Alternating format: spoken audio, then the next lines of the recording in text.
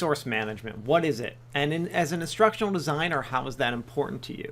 So as an instructional designer and a project manager, what the human resource management plan is basically who are you working with? Who is your team? How do we manage that team? So, to accomplish this, we develop the HR plan.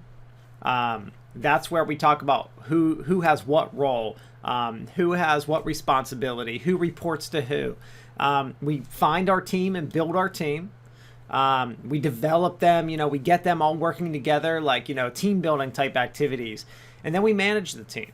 So what does that actually mean? How do we create that? So usually what we do is we have like a project org chart, which has our roles and responsibilities of each person. We go through and describe what each person is going to do, usually through a RACI chart. And then we create a staff management plan, which basically is what happens if someone, how do we find people? What happens if somebody quits? How do we train a new person coming onto this project? What happens if someone quits halfway? How do we replace that person? So first, we usually start out by creating this organizational breakdown structure, which is kind of all the people, all the roles that we need for the project. So do we need one instructional designer? Two, do we need a programmer, graphic designer? What are all the people we need for this project? And then what we do is we compare that with our work breakdown structure that we're going to use for our project. And what that means is that we're looking for who's going to do what of the work breakdown structure. And then what we create is this responsibility matrix, which basically goes through and it kind of maps that organizational structure, like instructional designer 1 is going to do the following activities in the WBS. They're responsible for completing that step.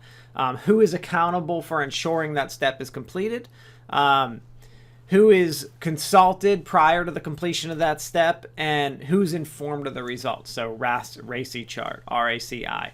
Responsible, accountable, consulted, informed. And so basically what we're doing is we're trying to figure out who's going to do what in that WBS. And as part of this human resource plan, we have to figure out, we have that staff management plan. How do we manage these people?